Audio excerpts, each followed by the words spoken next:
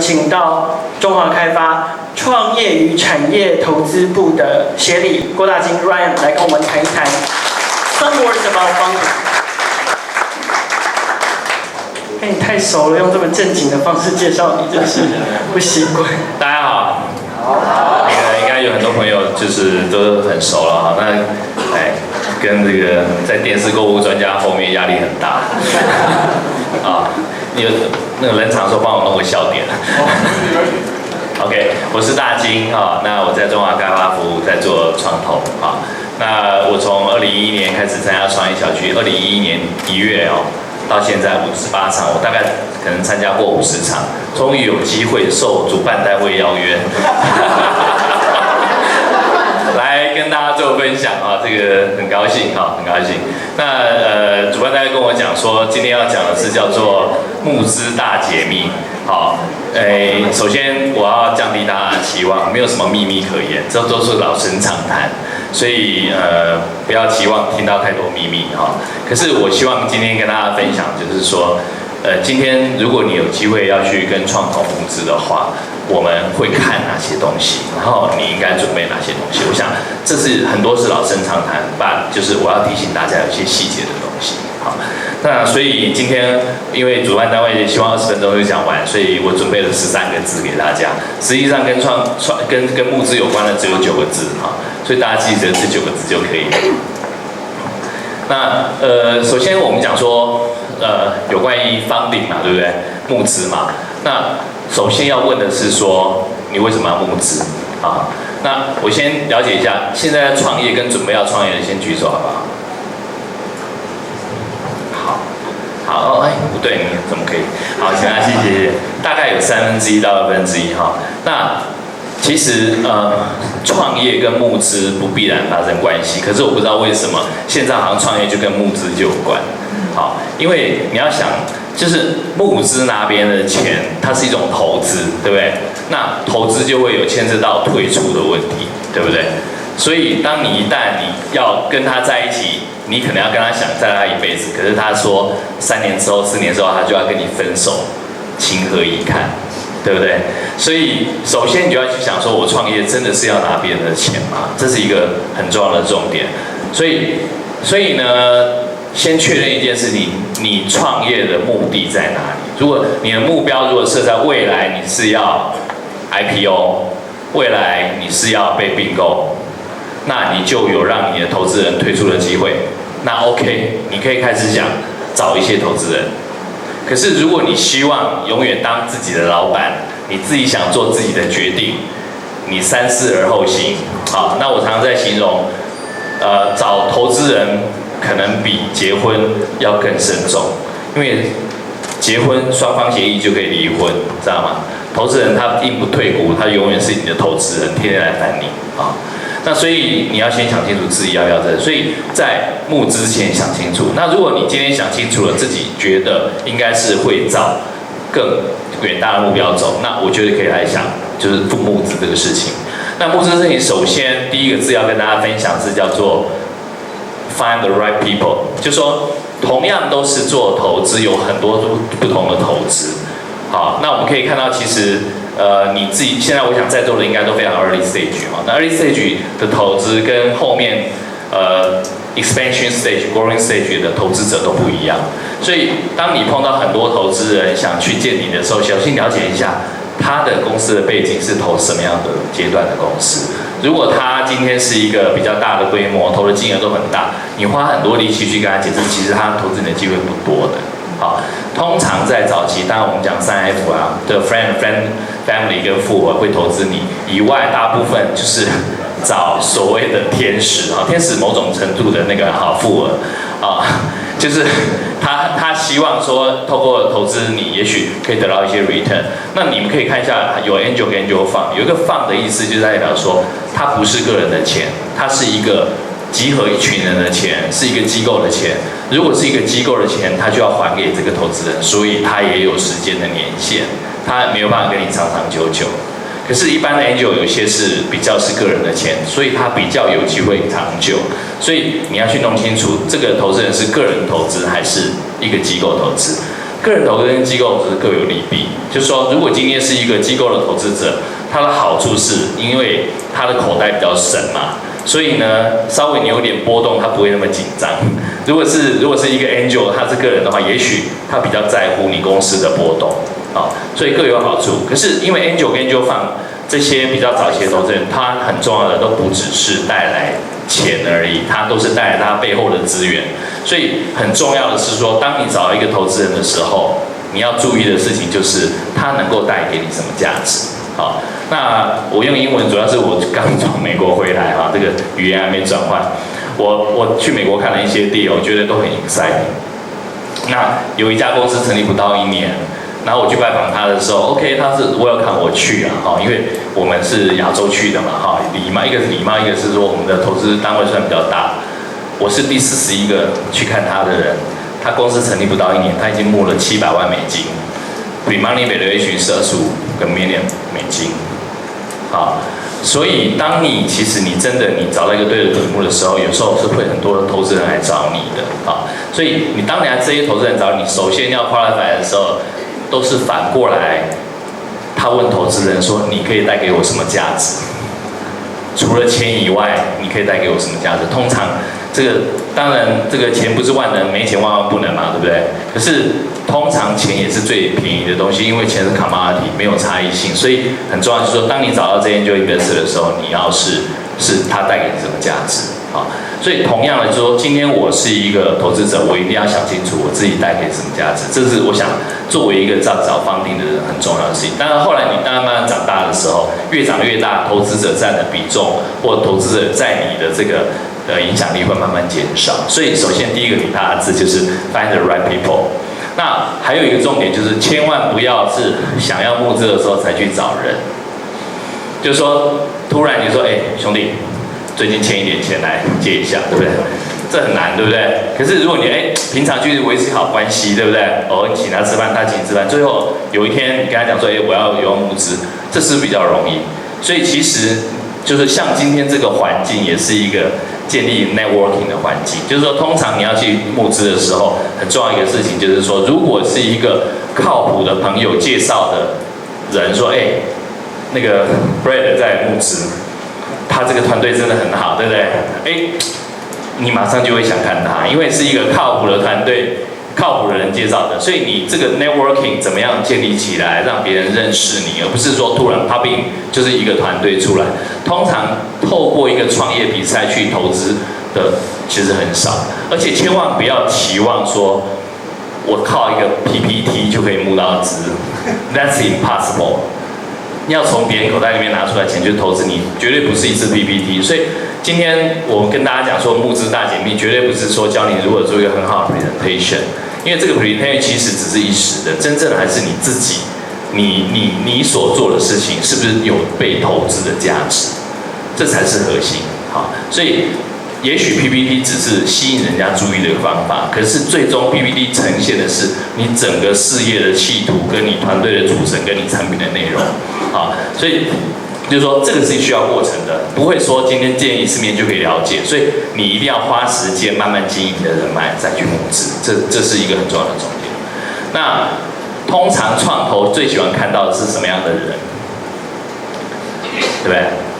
最喜欢看到有热情的人，对不对？刚很多热情的那个潜水的这个有热情的人，如果他创业的题目就跟他从小做的事情很关，他这辈子就是很有热情的人，你要相信他不会轻易换题目，而且他的人脉一定很多，资源一定很多。所以我们讲说，其实我们创投首先想看到就是说你对这件事情的热情。包含那个购物专家，我觉得也是很有热情，对不对？好，就是说，你如果假想你自己是创投，你希望看到什么样的人？是不是希望他对他的产品、对他的服务是充满了热情，而且他的朋友都在那边？所以，往往我们觉得是说，很重要的就是说，创业是一种水到渠成的过程，绝对不是为了创业而创业。所以，有些是似是而非的概念，就是说，常常要 pivot， 就是一直转。其实，当你一直在转的时候，你千万不要离开你那个核心的东西。那如果你一旦离开核心的东西，我觉得作为不管是 angel 或是 VC 都会觉得很害怕，因为都不知道你喜欢的东西是什么。所以首先就是说，你要创业的话，当然我相信有很多种可能，包含是你学的专业，因为你有专业去做。但如果你能够结合你的热情，这件事情是最棒的。所以有一天，如果你有真的需要去募资，然后你让创投感受到你这个热情，我觉得就算他不是投你的 business plan， 他可能都会投你这个人，因为你这个人就不会轻易放弃。所以我觉得这个是我要给大家的第2个字，叫做如果你见到创投的时候，展现你的 passion， 对你这件事情的喜好。对你创业的热衷，然后千万不要告诉他说哦，因为其实我反正没有问题哦，我反正我在大公司都待过，如果创业不成功，我就回去就业吧。好，当你很多退路的时候，创投就没有退路了。好，那接下来当然你要告诉创投的是，你如果有那么多热情，或者说你有那么多专业。你看到了什么问题，解决了什么问题？当然，我想这件事情是很多人在讲的。可是，到底那个问题的大小，解决问题的大小，跟你提出问题的答案的相关度是什么？好，就是它代表的是对客户的意义，就是 customer view。你必须要从消费者的角度来看。那我上面写叫做 must to have solution， 就是说你提供的产品或服务其实有3大层次。好，这我借用一下 Terry 老师的话，有一个叫做 nice to have 的东西，就是有时候你有钱，你会觉得我想要买或不要买，我可能不一定，对不对？有一种是叫 want to have 的东西，就是如果我有钱，我一定去买它，对不对？像 Apple Watch 或者说这个 iPhone， 对不对？你一定想100个理由说找出啊，因为这个东西我要先帮我女朋友体验一下，所以先买哈，就是你 want to have。第3个层次是 must to have， 所以你想清楚，就是通常最简单的就是问你旁边的人，如果你这个产品它到底是很需要还是不需要，所以你首先是我们如果要创投要看，一定是看 must to have 的，就是最好是 replacement 或升级，就是那代表说已经有一个 existing 的市场，你只是去取代掉它。那这个取代掉它的价值在什么？在现在大家的左手边，就是到底你可以帮你的客户创造多少 revenue， 可以帮他省下多少 cost， 可以省下多少时间，这些都是量化的。我常常在看很多创业pitch的时候，都讲他的产品多好多好多好，可是都没有讲出它代表量化的意义。它可以省多少时间，可以帮这个流程省多少 cost， 它可以帮你的客户带来多少的利润。其实当然这是 to B 的啦，也有 to C 的。to C 同样的，比如说，假设你今天做一个行程规划的一个这个旅行的 APP， 到底对他来讲，除了方便以外，能不能带给他更便宜的行程？就是这个便宜多少 ？Less mini 的 hotel 能够到底得到多少 discount？ 就说 anyway， 就是说，当你发现了你们右手边的这个痛点，然后的时候，的痛点有多大？最后你带来的价值有多大？最后这个 gain 有没有超过？也许10倍以上。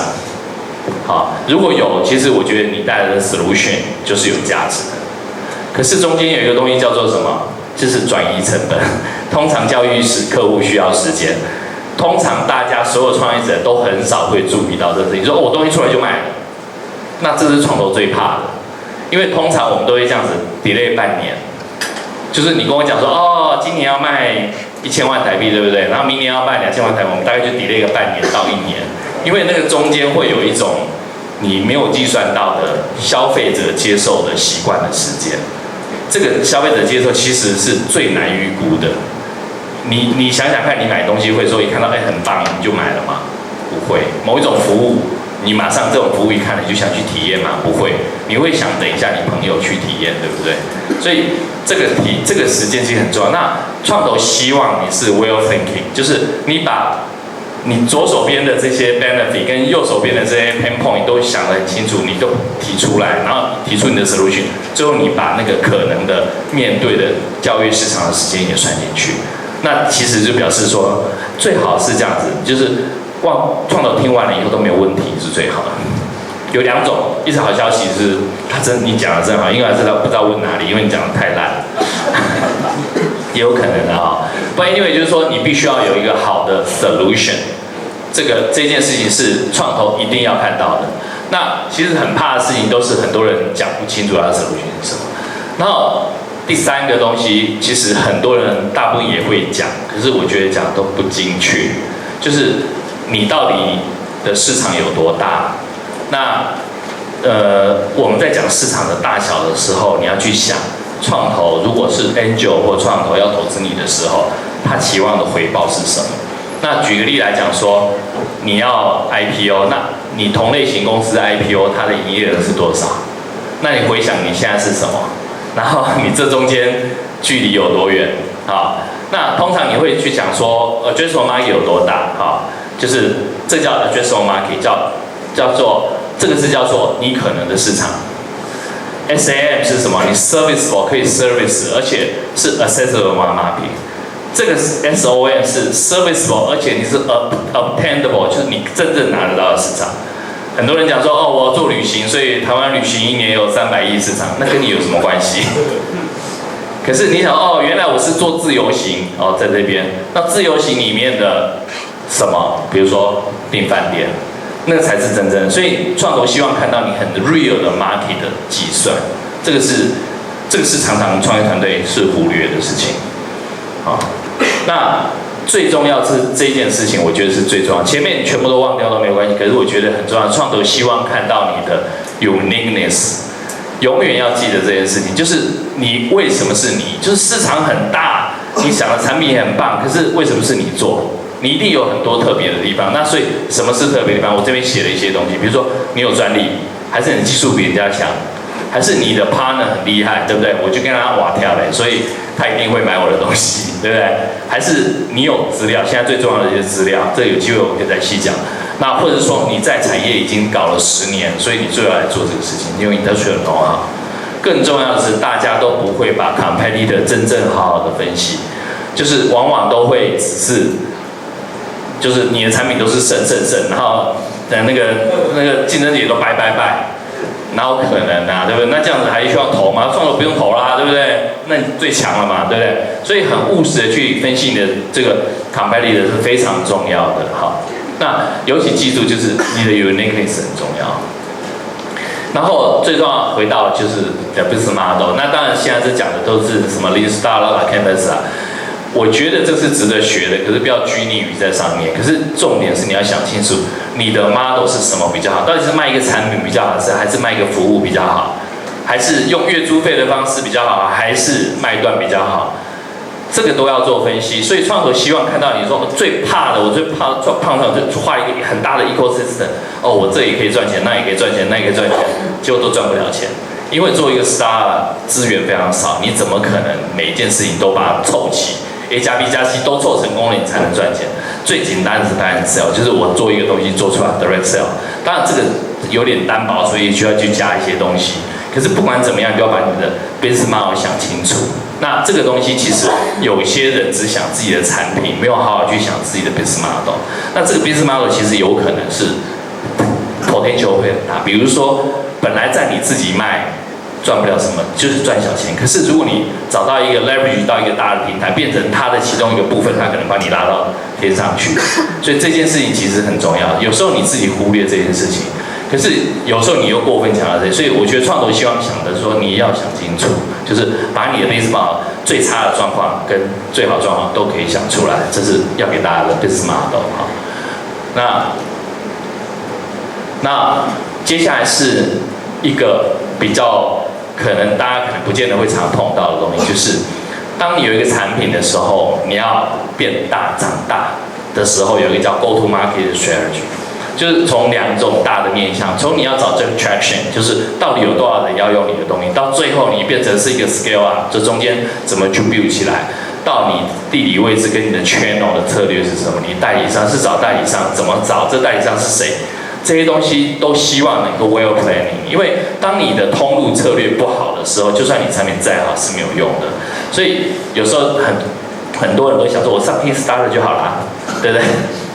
然后我上网就好啦，可是流量怎么来？所以最容易被 question 的问题都是这个通路的问题。通路也通常是创业者最没有经验的地方。好，那最重要其实不管你们做 early start， 最重要的其实是 team。那有时候就是怎么样去修你的 team 的组成很重要，而且要非常 honest 的把你曾经的 record 成功的、失败的都要讲，因为不可能掩盖你的失败。可是失败乃成功之母，兵家常说哈，你讲的比较对哦。就是说这件事情其实创投本来就是容忍失败，因为你有失败过一次，反而代表这次比较不会犯同样的错误。可是你千万不要把你的 record 就是隐藏，这件事情很重要。那你的 team 的组成，你一定要把你的 team 想清楚，要呈现清楚。那这个部分常常大家初创企业比较不会做，可是做 VC 的一定会做，就是你的 financial 的这个 assumption， 那这些 assumption 的假设都要非常 practical， 就是你的假设都有一个基础在，而不是说我今天营业额100万，然后明年呢营业额2000万，好，那这中间怎么来？每一个 channel 怎么 break down？ 你的 marketing 是什么？其实这件事情虽然你们没有做 ，VC 都有在帮你做，所以我们常常讲说 VC 都会帮团队算命。因为有时候是你会忽略了很多细节，可是我觉得创业者不要花太多时间在这么细节上。可是绝对说创业者不能说不了解这事，因为当你不了解这个 financial model 的时候，其实表示你不了解你的公司。所以有时候你会发现，我做了好辛苦，为什么没赚钱？其实有很多 critical 的 cost 你没有考虑进去。比如说你这样一算，你就不能 scalable。特别是说有很多 margin 比较低的这个行业的时候，你会发现你一放大你就亏了。小的时候你会赚钱哦，你一放大了以后，你会发现你的成本结果是不对，因为 logistics 增加太多，你会发现你是亏钱的。所以这个从 financial model 上是可以看得很清楚，所以需要非常清楚的 financial model。那创业者也许不是专业出身，可是千万，因为你既然做创业，就不能只了解一件事情，所以请大家去 study 一下什么是财务啊。那创投就很希望你对财务是有 sense。那另外一个就最重要是你的价格 valuation 啊。创投最不喜欢看到说哇，每个人都捧你了，很好了，哇 valuation 开了一个很高。其实 valuation 是一个阶段性。如果你没有 milestone， 你每一个 milestone 达到才会有那个 valuation， 就是你公司值多少钱。你千万不要说你觉得不错，我现在拿得很高，你拿得很高，结果你就会下一个 round 不知道怎么拿，不知道怎么拿之后，其实结果你就会碰到叫 cash out date。就可能会烧光。那总归来讲，你做一个财务的预估，合理的预估，然后 valuation 合理。那创投希望啊，每个人都希望赚钱嘛，你不可能说创投说哦，今天他是因为狭义欣赏投资，你绝不是，他希望 return 高。所以你要去想，如果回到刚才最早讲的，说如果他是一个有价值、有资源，可以对你很多帮助的创投，他其实就是你的共同创业的伙伴，就是你 partner。你为什么要赚他的钱呢？你应该去赚市场的钱嘛。所以说，但不是因为我是创投才这样讲那不过可以给我比较便宜一点，没问题。就是说，你一定要阶段性的来设计你的 valuation。那如果你一开始就对这个 valuation 没有这个想法，其实对创投来讲，他就会很担心，哪一天突然你又down run了，他就变亏钱了。那你要募多少钱也很重要。为什么？你不要，我觉得这次要募3000万，为什么？为什么不是2500万？你总要讲为什么嘛。所以你要去算，你刚才就回到刚才的财务报表，说你的财务报表到底你的 burn rate 是多少，然后你到底要用在哪一个 expense， 最后你要去算说我这一轮钱可以用到多久。那这些东西其实都是创投希望你知道，说你不是创投去问你，然后你再去想，好。那所以 valuation 这件事情 ，reasonable valuation 是很重要的。然后这就是整合一下刚才这些所有的字哈。现在如果你没办法就是记那么多，你就把这些抠下来就可以了。好，那最后其实我想讲的事情就是所有的投资，其实不止投资，就是你创业也是一样，都是 based on trust。你讲的每一件事情都要可以被验证。刚才讲就创投最怕的事情就是你讲的天花乱坠，就太棒，这团队太棒，产品太好了 ，market 太好，就下去做滴滴，就是做丢丢的，只发现这也不对，那也不对。那你不管你这次融不融到资，你下次要再出来创业的困难度就非常非常高了。就是你每件事情都要能够被经得起检验，不要太夸大。那我觉得你夸大的想法只是让人家要投资你嘛，可是其实你真的有被投资的价值，最后一定会被发现嘛。如果你没有被投资的价值，最后也会被发现。所以千万不要就是太夸大。所以创投这有些人讲的天花乱坠，有时候其实我就有点心慌，帮他很担心，就是说到底是真的假的。当有这个念头出来的时候，其实就很糟糕了，对不对？所以最后的那页不见了，就是最后一页哈，时间不多，所以这个叫做 always be ready， 就是说千万不要等到我现在要募资了，我才去找创投。就创投，当你很急的时候，创投就不急了，知道吗？你越急，创投越不急，对不对？所以你最好就是说，随时都跟创投维持一个好的关系。那而且多认识很多人，然后 reference 一下这个创投是什么。那这样子的话，你在募资的时候才不会很紧张，突然说，哇，只有2个朋友可以找，那只能2选1。这样子很不好哈，所以其实当然现场应该有蛮多创投的朋友都很资深哈，所以我在他们面前都是班门弄斧哈，在左手边这个区块蛮多创投，他们可以去跟大家介绍他一下哈，就是接触他们一下。那希望未来大家如果有任何募资的这个需要或有什么问题的时候，也可以都来问我们，没有问题。好，我今天分享到这边，谢谢大家。谢谢各位。